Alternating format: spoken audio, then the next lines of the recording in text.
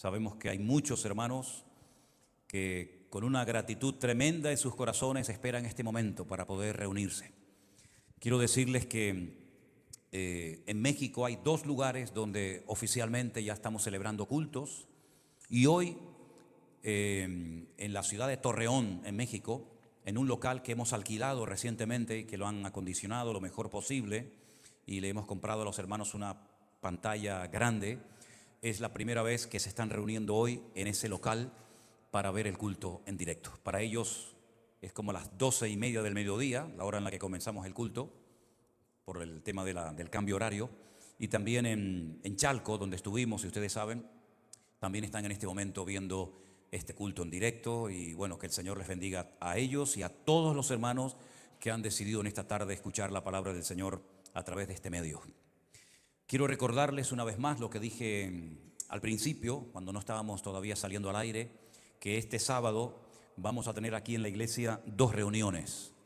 No podemos juntarnos todos, por lo tanto tenemos que hacer 2 cultos diferentes, uno a las 5 de la tarde y el siguiente a las 7:30.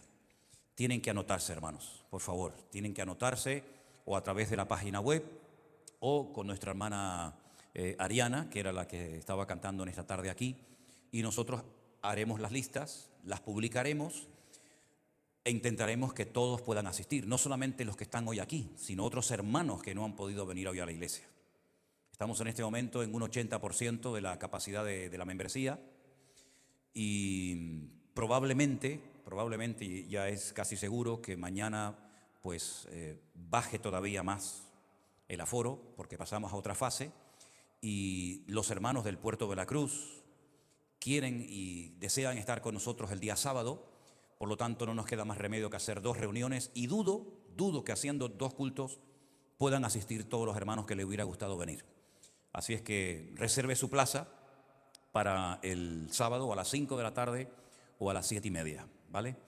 Y confiamos de que todo salga bien y podamos tener un buen tiempo. Es un programa especial que se está organizando, se han traído ropas, se han traído un vestuario desde la península para esta obra de teatro que se va a llevar a cabo.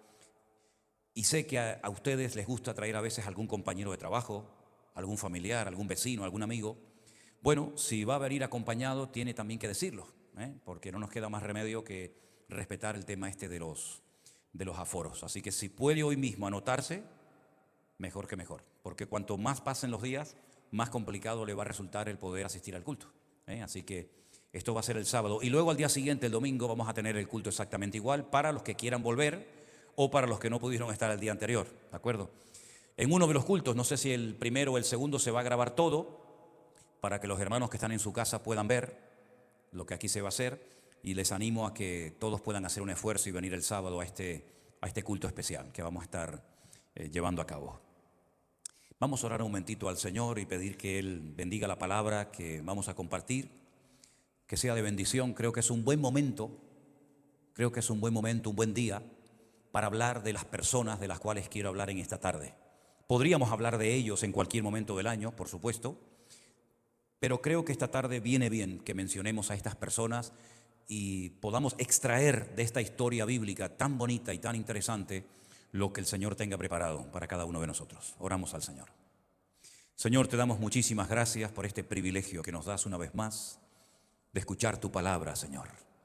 Esta palabra viva que nos ha cambiado la vida, esta palabra poderosa que tu Espíritu Santo inspiró en su momento para que los cristianos, los hijos de Dios, a lo largo de la historia, tuviéramos tu palabra por escrito en nuestro propio idioma, para que supiéramos, Señor, cuál es tu voluntad y cuáles son los milagros y las maravillas que tú hiciste cuando estuviste en este mundo hace 2000 años. Gracias, Señor, por esta oportunidad de aprender. Ayúdanos a recibir todo lo que tienes preparado en el día de hoy para nosotros, Dios mío, en el nombre bendito de Jesús. Amén y amén. Dije el otro día que sería muy bonito que cuando alguien termine de orar, toda la iglesia diga, eso es otra cosa. Muy bien. No les dé vergüenza decir amén fuerte, no le van a llamar la atención, por lo menos aquí, por eso no. Tal vez por otra cosa sí, pero por eso no. Abramos la Biblia otra vez, por favor, si la han traído, en Mateo capítulo 2.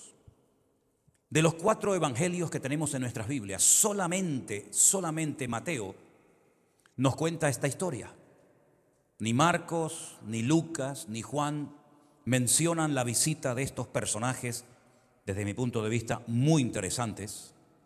Y antes de hablar de ellos, quisiera decir varias cosas para romper un poco con la tradición y con la creencia popular.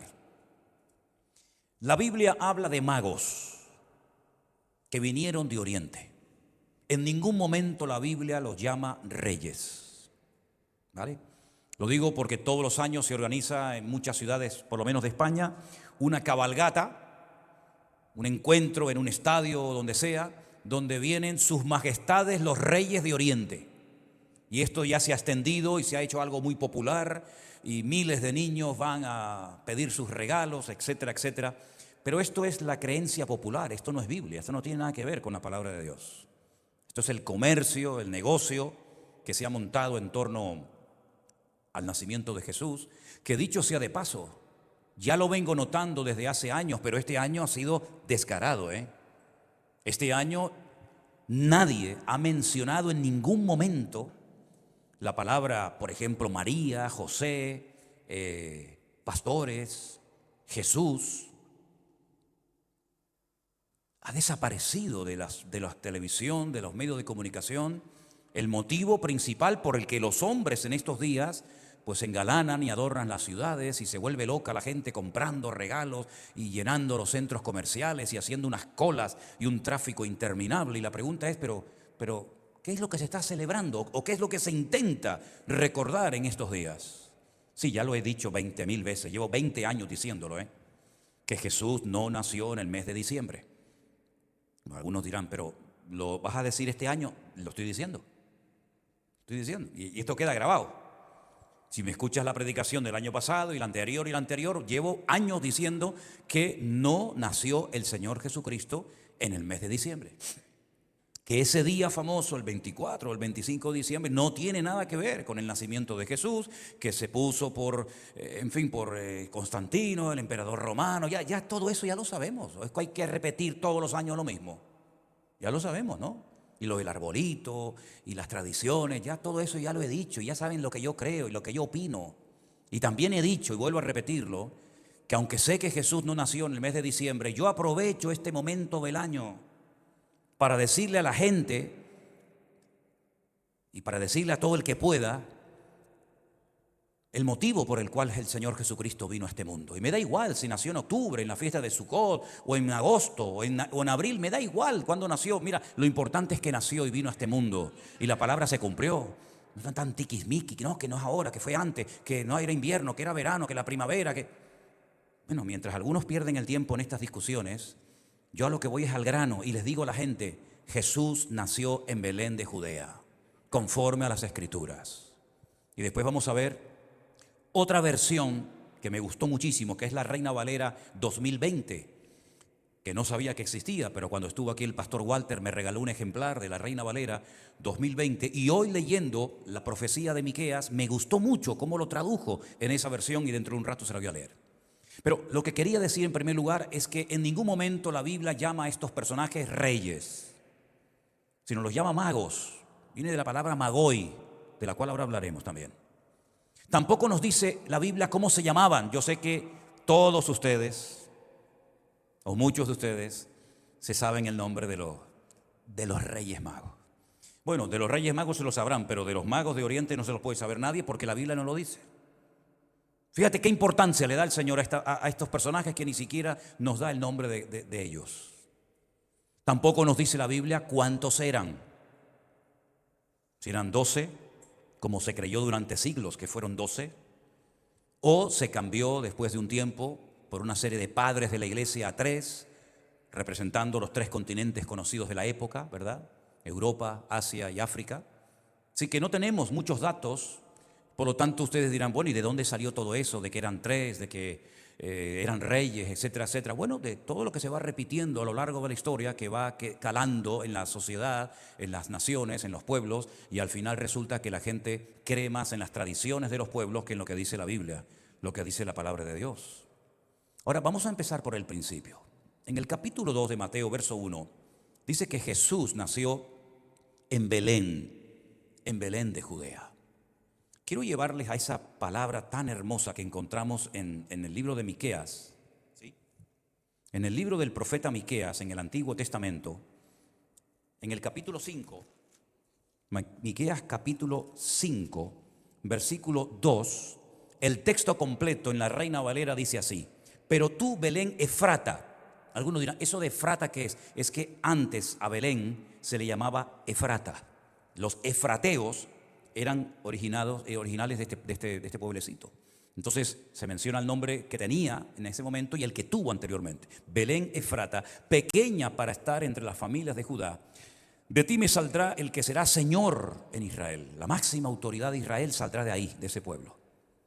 Y sus salidas son desde el principio, desde los días de la eternidad. Ahora, si este versículo hubiera hecho referencia única y exclusivamente al rey David, no tiene ningún sentido de que Miqueas escribiera esto, porque ya David había muerto hacía mucho tiempo. Miqueas es posterior a David. Por lo tanto, no tiene ningún sentido decir que este versículo hace única y exclusivamente referencia al rey David, contar esto siglos después de su muerte. Durante toda la historia en el judaísmo se creyó que este versículo era 100% mesiánico, es decir, que hablaba del futuro Mesías, no necesariamente del rey David, sino del Mesías que tendría que venir en el futuro. En la versión Reina Valera del 2020, me gustó mucho lo que se traduce, lo que se dice, y dice lo siguiente, presten atención: pero tú, Belén Efrata, pequeña para estar entre las familias de Judá, de ti me saldrá el que será Señor en Israel. Escuchen ahora, ahí viene el cambio.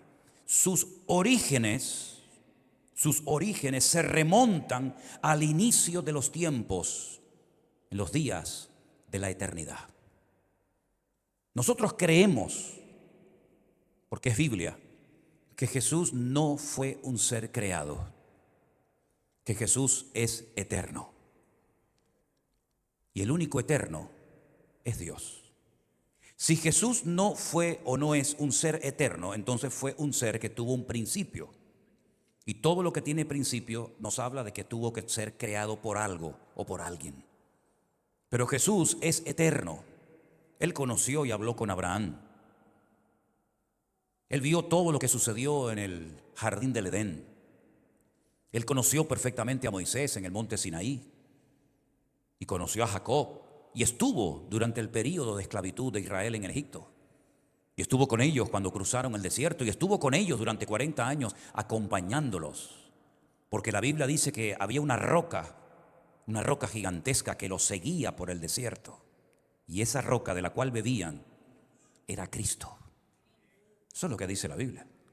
Y dice que el Señor Jesucristo, que Juan lo llama en el capítulo 1 del Evangelio según San Juan, el verbo, dabar, la palabra, esa palabra se humanó. Esa palabra hay un momento que se encarnó y vino a este mundo, la palabra hecha carne, y habitó entre nosotros. Y lo pudimos ver y vimos su gloria, gloria como del unigénito del Padre.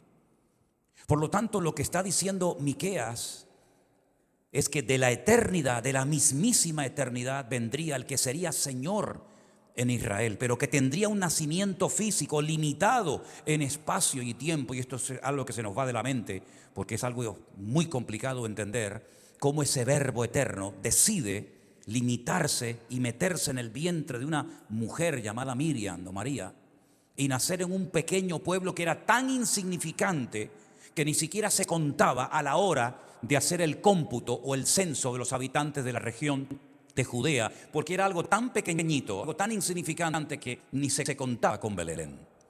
Belén llegó a ser muy famosa por varios motivos en la Biblia, porque fue el lugar donde nació el rey David, porque fue el lugar donde Ruth y Noemí vinieron cuando volvieron de Moab, destruidas y viudas, ¿verdad?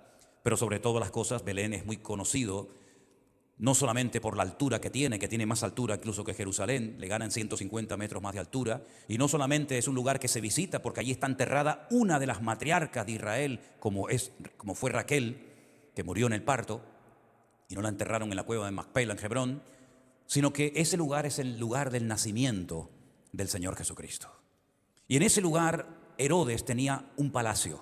Tenía muchísimos, por todo Israel. Tenía uno en Jerusalén, tenía uno en Cesarea, tenía uno en Masada, tenía otro en Belén. Y en ese lugar era donde él de vez en cuando pasaba largas temporadas, el famoso Herodión, donde algunos creen que está enterrado, no se sabe a ciencia cierta. Pero fue en esa localidad, Betlehem, la casa del pan, donde nació el Hijo de Dios. Y por eso él siglos o tiempo más tarde pudo decir: yo soy el pan de vida. Vuestros padres comieron un tipo de pan que no se puede comprar en una tienda, porque comieron maná, la comida de los ángeles, trigo del cielo, dijo el Señor. Pero todos los que comieron de esa comida, que sabía a lo que tú querías que supiera, murieron. Pero el que coma mi carne y beba mi sangre vivirá eternamente y no morirá para siempre. Y él nació ahí, en esa región.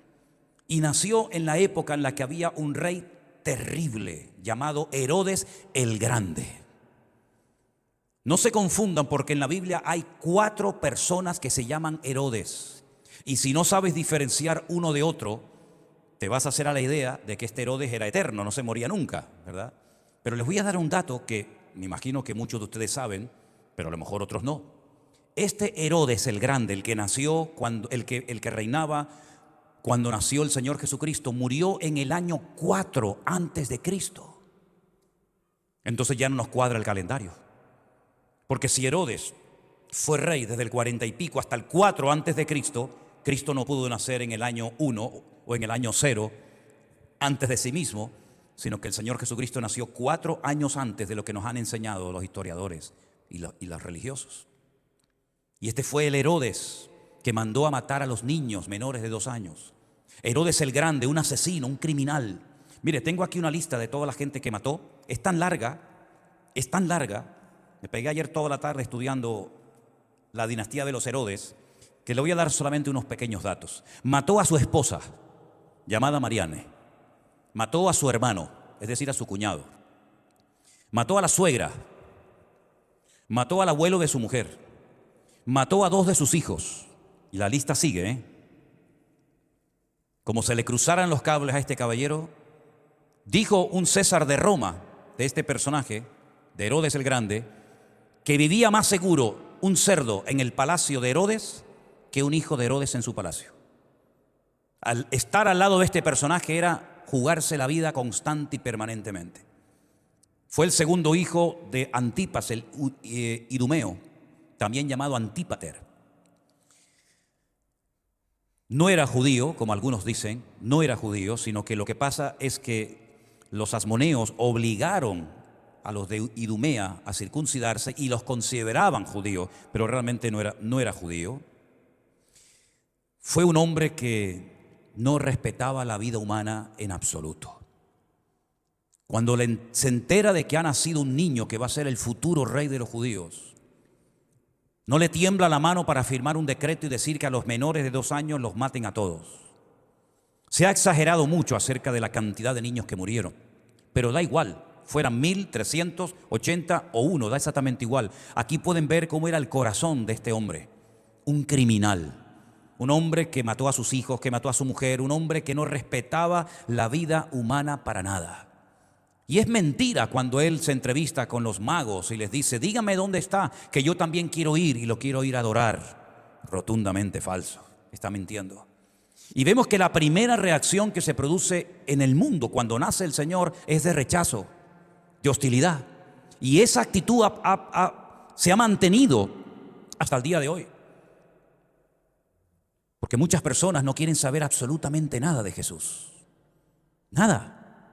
Sí, adornan la ciudad, se convierte esta época en una época de comercio, de intercambio de regalos, pero él ni mencionarlo porque molesta.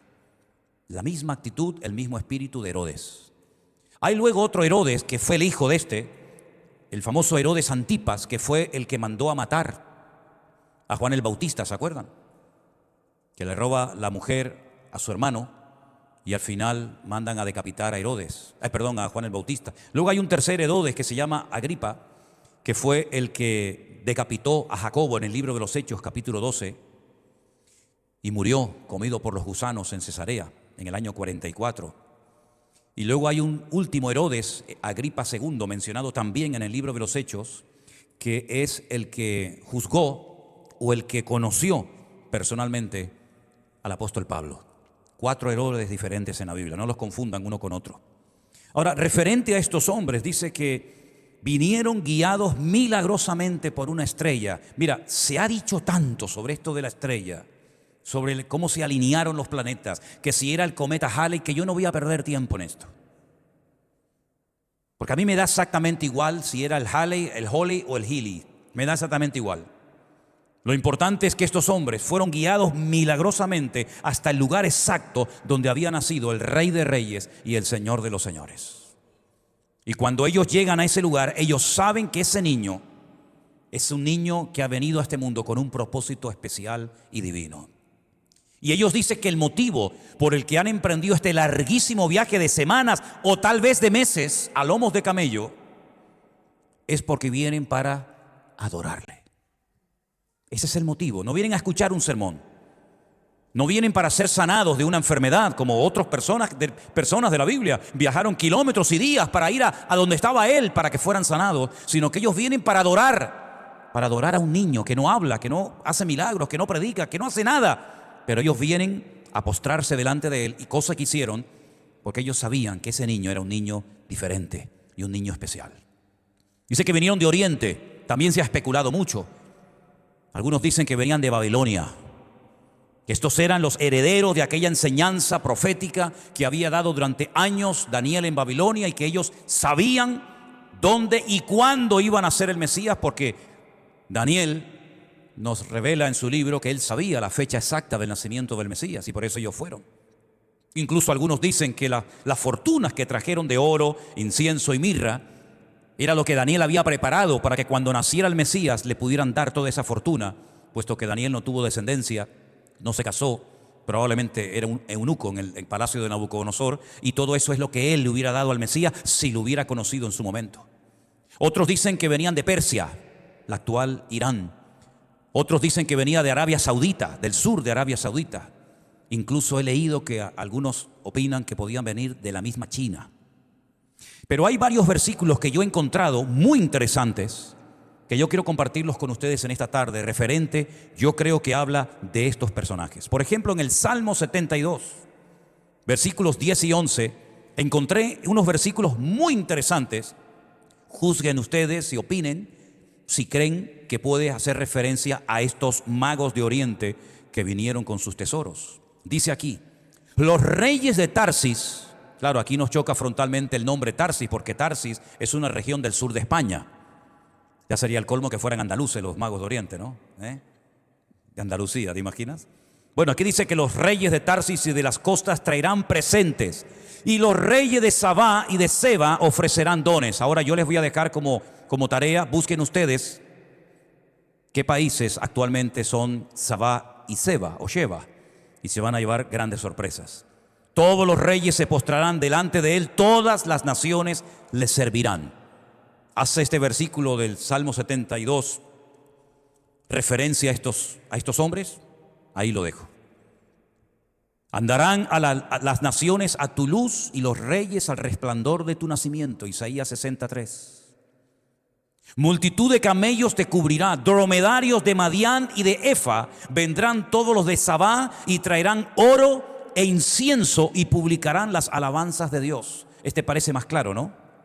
Porque menciona oro, menciona incienso, menciona dromedarios, menciona camellos y menciona regiones de Oriente, que puede hacer referencia a aquellos magos que vinieron de lejanas tierras, ¿verdad? Puede ser, tal vez, ahí lo dejo.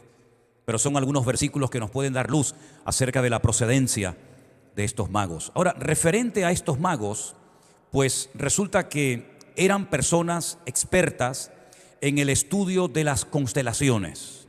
Porque ellos creían, esa cultura en aquel tiempo creía que cuando un niño nacía, observaban la posición de las estrellas y podían pronosticar el futuro. Incluso hasta el nombre estaba basado en la posición de los astros, de las estrellas de la época. Escuchen esta explicación que os voy a dar. El nombre que se les da en original a los magos es Magoi. Herodoto, un historiador muy famoso, dice que eran de la tribu de Media. Los medos eran parte del imperio de los persas. Ustedes saben que en el Antiguo Testamento, cuando cayó el imperio de Babilonia, se levantó el de los medos persas. Los persas hoy en día tienen territorio, un vasto territorio, son los iraníes, y los medos, que no tienen hasta el día de hoy territorio, son los famosos kurdos, los que todavía los pobrecitos están reclamando después de siglos un trocito de tierra, ¿no? Trataron de desplazar a los persas, pero el intento fracasó. Desde entonces los Magoi dejaron de tener ambición de poder y de prestigio y se convirtieron en una tribu de sacerdotes. Llegaron a ser en Persia algo parecido a lo que los levitas eran en Israel. Se convirtieron en maestros e instructores de los reyes de Persia. En Persia no se podía ofrecer ningún sacrificio a menos que estuviera presente un Magoi. Y llegaron a ser hombres de sabiduría y muy reconocidos. Estos magos llegaron a ser hombres versados en filosofía, en medicina, en ciencias naturales y en astronomía. Eran profetas de su religión e intérpretes de sueños. Y en tiempos posteriores la palabra magoi, magos, adquirió un significado mucho más bajo y llegó a querer decir adivino, brujo o charlatán. Hay dos magos que se mencionan en el libro de los Hechos, ¿se acuerdan? Uno en el libro de los Hechos capítulo 13 llamado Elimas el magoi, Elimas el mago. Lean su historia, muy interesante. Cómo intentó impedir que se le predicara el evangelio. Y este fue el hombre por el que Pablo oró y lo dejó ciego por un tiempo, ¿se acuerdan? Elimas el mago. Y luego se menciona un tal Simón el magoi, Simón el mago, que dice que le hizo creer durante mucho tiempo a la gente que era el poder de Dios lo que se manifestaba a través de sus artes mágicas, hasta que llegó Pedro y lo reprendió. Hechos capítulo 8, versículos 9 y 11, y desmanteló las mentiras de este falso mago o profeta. En aquellos días de la antigüedad todo el mundo creía en la astronomía, creían que se podía predecir el futuro de las personas por las estrellas y creían que el destino de las personas estaba ya escrito en las estrellas y por lo tanto eran adoradores de los astros. Y después el estudio de los astros y de las estrellas, muy interesante por cierto, la astronomía se convirtió en astrología y en todo ese mundo en el cual no podemos meternos porque está totalmente prohibido por la palabra de Dios. Esta gente viajó durante semanas, meses probablemente, guiados milagrosamente por un astro y que llegó hasta el mismo lugar donde había nacido el Señor Jesucristo. Es curioso porque la primera reacción, como dije hace un instante, que se produjo por el nacimiento de Cristo fue de rechazo absoluto, hasta muerte. Mandó a matar a los niños, como Faraón había mandado a matar a los niños en Egipto, ¿se acuerdan? La segunda reacción, la de los religiosos, fue de indiferencia total y absoluta. ¿Cuántos religiosos, cuántos escribas y fariseos fueron hasta donde estaba el Señor Jesucristo prácticamente recién nacido? Ni uno. Y eso que sabían el lugar exacto donde tenía que nacer el Mesías. Pero ni uno fue. Luego la primera reacción fue de odio, rechazo, hostilidad. La segunda de indiferencia, exactamente igual que ocurre hoy en día. Hay un amplísimo sector de la sociedad con una frialdad, con una indiferencia total y absoluta hacia Cristo, hacia Dios, hacia su palabra. Pero la tercera reacción, que es la que a mí me interesa y la que nosotros también queremos tener, es la de amor y de adoración a nuestro Señor Jesucristo. Porque Él no nació por casualidad, sino que Él nació con un propósito conforme a las Escrituras. Todo fue saliendo según el plan establecido de nuestro Dios.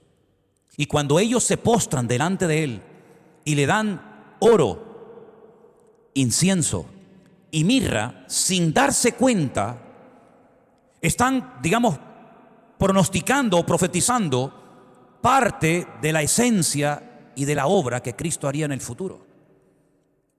Porque el Señor Jesucristo, aunque nunca tuvo un trono, Él es el Rey, no solamente de Israel, sino el Rey del universo.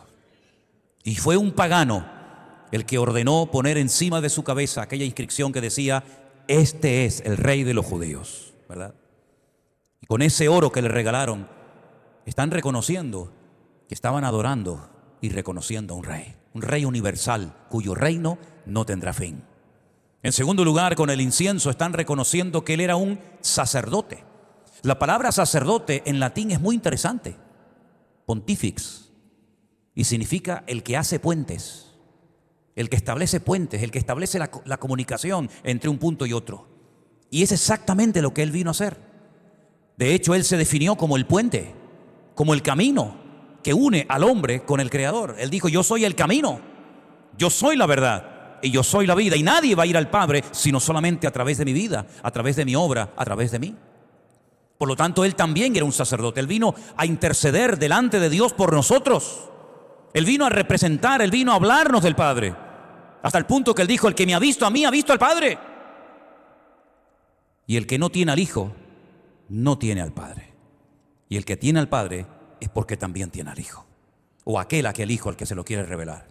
Es interesante notar cómo con ese incienso, que era un elemento indispensable en el culto en el templo de Jerusalén y en cualquier templo del mundo, están reconociendo que no solamente es un rey, sino también un sacerdote. Pero la mirra no nos habla tanto del aspecto profético, sino la mirra nos habla acerca de su muerte, porque era lo que se le ponía en las mortajas a los muertos y se le ponía en el sudario a los cadáveres, mirra por todas partes. Y eso fue lo que le pusieron al Señor Jesucristo cuando lo enterraron, cuando lo metieron, mejor dicho, en aquel sepulcro en el que estuvo 3 días sin salir de allí. Están reconociendo que ese rey, tal vez no son conscientes de lo que están haciendo, algún día ese rey moriría. Y si la historia del Evangelio solamente es hasta aquí, sería una historia muy triste, porque todo empezó tan bonito, ¿sí o no? Pastores que están cuidando de sus rebaños, de repente se le aparecen un montón, centenares, tal vez miles de ángeles proclamando que ha nacido. Esta gente que viene de lejanas tierras, el otro que recibe un ángel, el otro que tiene un sueño. Es una historia tan espectacular.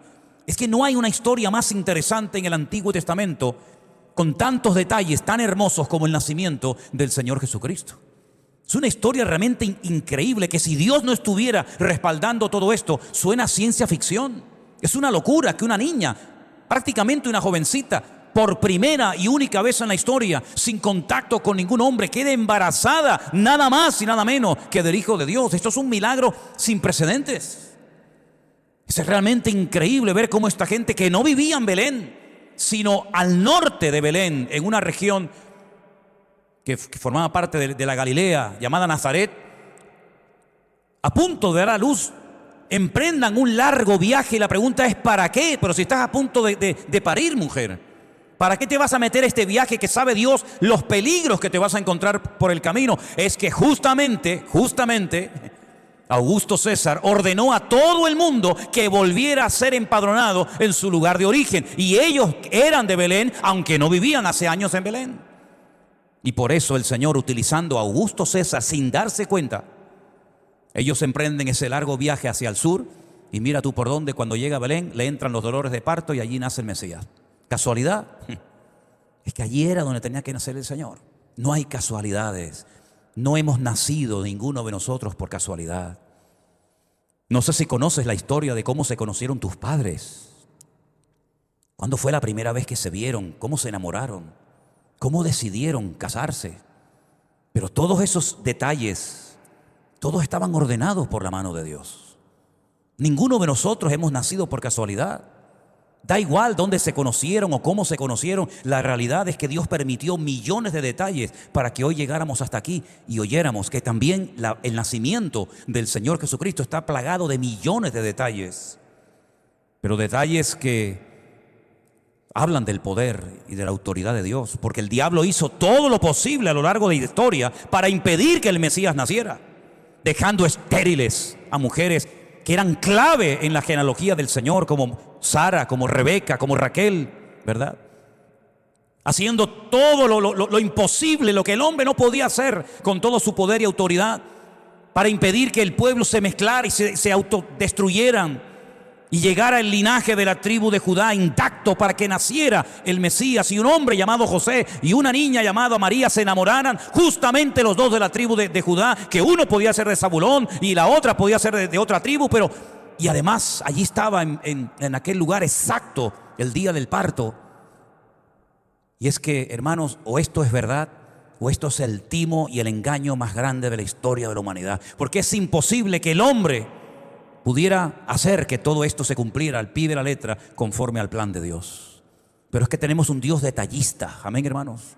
Tenemos un Dios perfeccionista que no deja nada al azar, sino que todo lo controla. Y se tiene que poner en el hombre más poderoso del mundo, como era el César de Roma, el deseo, justamente en aquel tiempo, en aquellos días, de que la gente tiene que volver a su lugar de origen para ser empadronados. Dios usa al emperador romano y él ni se da cuenta, como también usó al faraón, y como usó a Nabucodonosor, y como usó a Ciro, y como usó a Poncio Pilato, y usa a quien quiere, cuando quiere y como quiere, porque Él controla la historia y Él controla a los hombres, incluso aquellos que le odian, pero que en un momento determinado el Señor los puede hasta utilizar para que profecías de la Biblia se cumplan.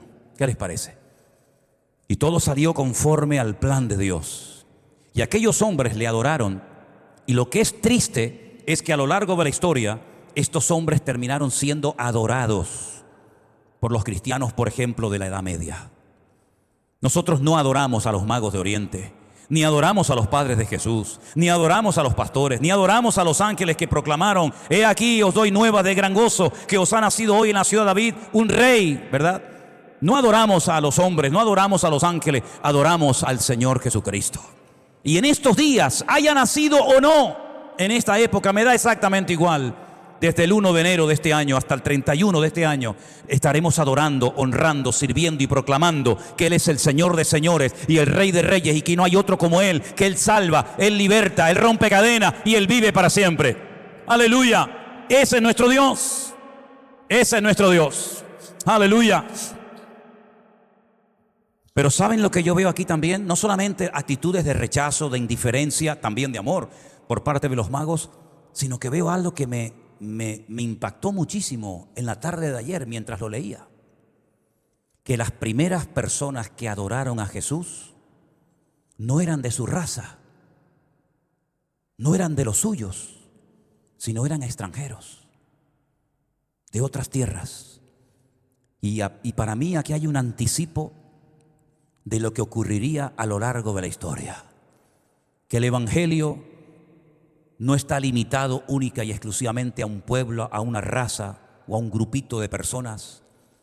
De hecho, Él mismo dijo cuando fue adulto: id por todo el mundo y predicad el Evangelio a toda criatura. Da igual si es blanco, negro, africano, europeo, hombre o mujer, rico o pobre, esclavo o libre. Las primeras personas que vinieron y se postraron ante Él fueron extranjeros.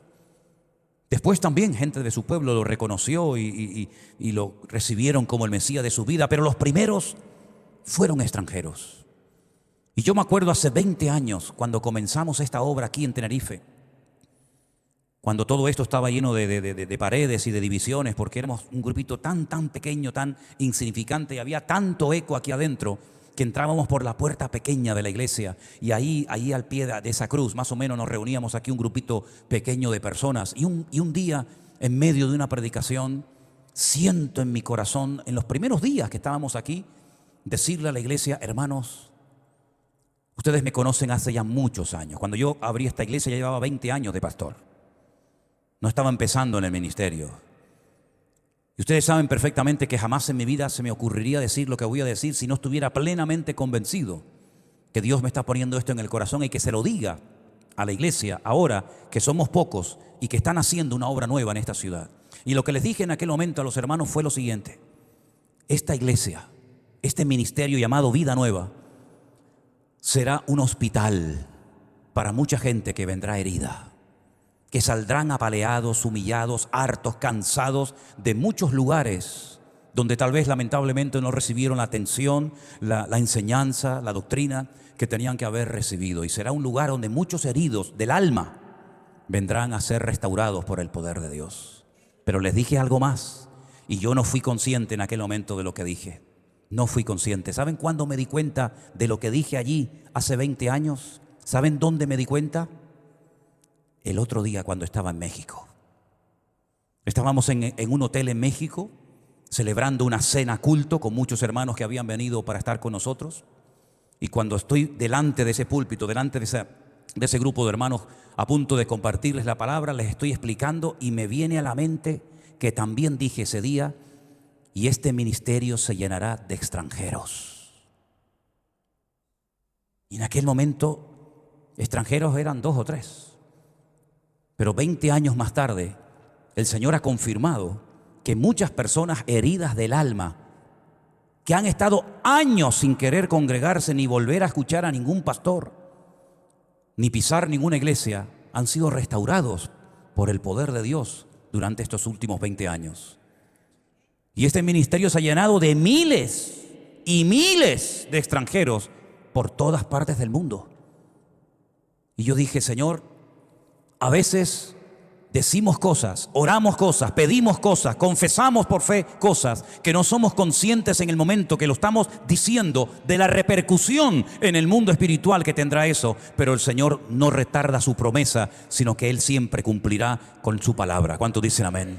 Y estos magos de Oriente no se equivocaron cuando hicieron un sacrificio tremendo, viniendo a adorar a un niño que no hablaba, que no predicaba, que no hacía milagros. No se equivocaron, hermanos. Tal vez algunos dijeron, pero ¿a dónde van? ¿A quién van a visitar? Pero ¿cómo se les ocurre llevar esa cantidad de oro, de esa cantidad de incienso, de especies? ¿Para qué? ¿Y a quién? Ustedes están locos. Para ir a adorar a un niño que ni siquiera es de vuestra raza, que ni siquiera sabéis cómo es. Pero ellos no equivocaron, hermanos. Ellos fueron obedientes. Y yo veo en la Biblia que a los obedientes se les alegra el corazón a Dios.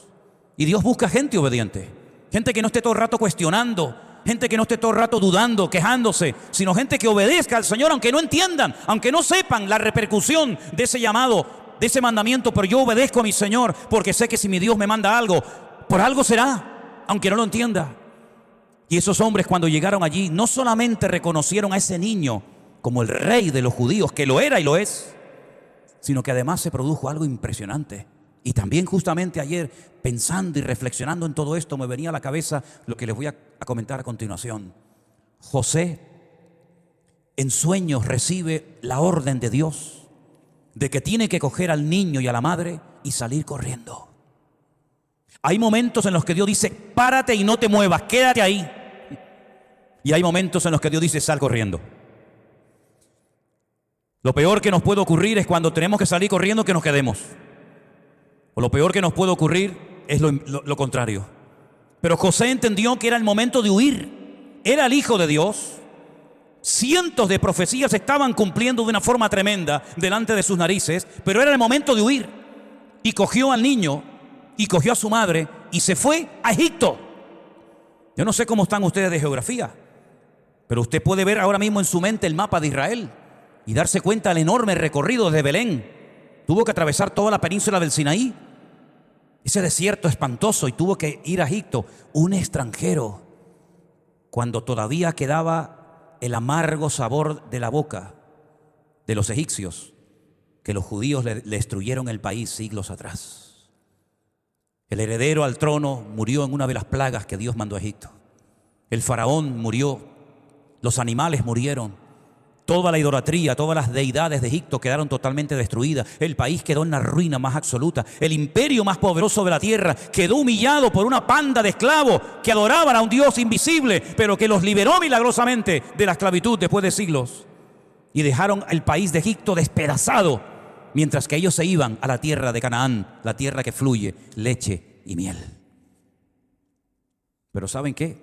Allí se va José, a ese país donde los judíos a esas alturas no iban a ser muy bien recibidos. La pregunta es, ¿de qué vas a vivir? En un país extranjero, empezando de cero, con una mujer casi recién parida, con un niño pequeño. No sé si hablaría el idioma de los egipcios, no lo sé, pero ¿de qué vas a vivir? Porque además no se fue 15 días, no se fue un par de semanas, un par de meses, se fue 2 años. Porque a los 2 años el Señor le vuelve a revelar y el Señor le vuelve a decir que ya es el tiempo de volver. Pero dice que no volvió a Belén, sino se fue a donde él vivió toda su vida, en Nazaret. Y por eso se le conoce a Jesús como Jesús de Nazaret, porque desde pequeño hasta los 30 años vivió con su padre en Nazaret. Su padre dice que era carpintero. La palabra carpintero en hebreo significa hombre sabio. Y no era un carpintero de madera, era un cantero, una persona que trabajaba la piedra. Eso es a lo que se le llamaba carpintero en la época de Cristo. No a los que trabajaban haciendo mesas y sillas de madera, sino todo lo hacían de piedra. Y hoy en día ustedes pueden ver en los antiguos pesebres, las mesas, muchas cosas que se hacían de piedra. Pero la pregunta es, ¿de qué iba a vivir ese matrimonio? Bueno, El oro, el incienso y la mirra les permitió vivir tranquilamente a José y a María en Egipto durante 2 años. Y aquí hay una lección para mí importantísima, que Dios cuidará siempre de nuestras vidas. Estemos donde estemos, vayamos a donde vayamos, el Señor siempre irá delante de nosotros, supliendo todas y cada una de nuestras necesidades conforme a sus riquezas en gloria, porque el Señor es mi pastor y nada me faltará. Fuerte ese aplauso a nuestro Dios en esta tarde. ¡Aleluya! ¡Gloria a Dios! ¡Gloria a Dios! ¡Amén! No solamente sirvió para adorar al Señor, para dar una especie de mensaje profético de lo que el niño sería el día de mañana, rey, sacerdote y moriría, sino que además sirvió para proveer en abundancia las necesidades de un matrimonio que huía porque querían matarlos y Herodes quería eliminar al niño. ¿Cuántos intentos hizo Satanás a lo largo de la historia, antes y durante su vida, para acabar con él? Pero todo resultó infructuoso. ¿Saben por qué? Porque el Señor nos cuidará. Y caerán a tu lado 1000 y 10.000 a tu diestra, mas a ti no llegará por cuanto ha puesto tu confianza en el Señor. Y ese salmo que aprendimos en el confinamiento de memoria el año pasado, ¿se acuerdan? ¿Cuál era? El 91, ¿se acuerdan? ¿Todavía se acuerdan? Ese salmo 91 es un salmo mesiánico. Es la radiografía de todo lo que Dios el Padre hizo en su Hijo Jesucristo, de cómo lo protegió, de cómo lo cuidó, de cómo mandaba ángeles para que lo protegieran en el camino.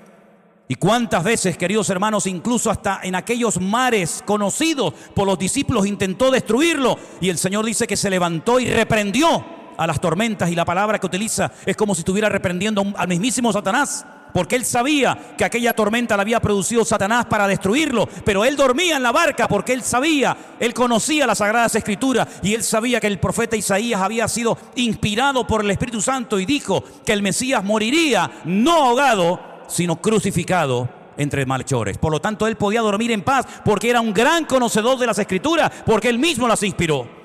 Y esa confianza es la que necesitamos mantener hoy en día, queridos hermanos. ¿Cómo podemos reír? ¿Cómo podemos cantar con la que está cayendo?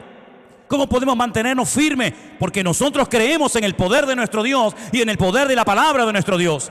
Y la palabra de Dios está llena de miles y miles y miles de promesas que afirman nuestra fe y nuestra confianza en el Señor. No ponemos la mirada, no ponemos la fe, no ponemos nuestra vida en las manos de pastores, de evangelistas, de profetas o apóstoles, como rayos se llamen, sino que hemos puesto nuestra fe en el Señor, y por eso podemos decir: unos me han abandonado, otros me han calumniado, otros se han ido por una parte, pero yo sé en quién he creído, y Él me librará de la boca del león y me librará todavía mucho más, porque yo sé que mi Redentor está vivo.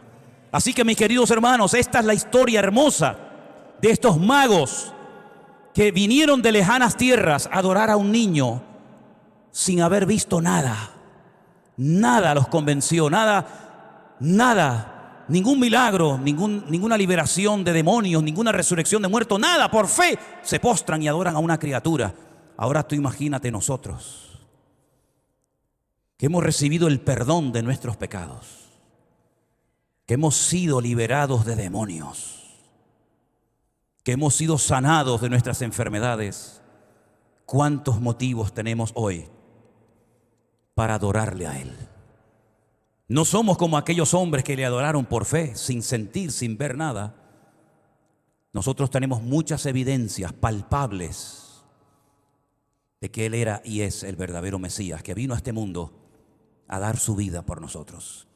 Y para mí es una vergüenza que en nuestro país, aquí en España, no se reconozca el amor de Cristo y no se hable de Él para nada en ningún programa, porque molesta su nombre, molesta su presencia. Pero en este lugar y en nuestras vidas siempre será bienvenido, porque somos el templo donde Él mora con nosotros. ¿Cuántos dicen amén? Cierra tus ojos ahí donde estás, mi querido hermano. Hoy Él no pide ni oro, ni incienso, ni mirra. Hoy pide tu vida. Hoy toca la puerta de tu corazón y te llama. Porque el tesoro más grande que hoy le puedes dar a Él es tu vida, es tu corazón. Recíbelo. No seas como aquellos que sabían dónde estaba, dónde había nacido, pero no fueron a visitarlo. No seas como aquel rey soberbio y arrogante llamado Herodes el Grande, que sabiendo que había nacido el rey de los judíos, quiso matarlo y quitarlo de en medio. Sé como aquellos hombres humildes que se postraron ante Él y le adoraron y abrieron sus tesoros y reconocieron que Él era el Rey de los judíos. Hoy es el tiempo aceptable. Hoy es el día de salvación. Hoy tienes la oportunidad de rendirle tu vida y tu corazón a Él.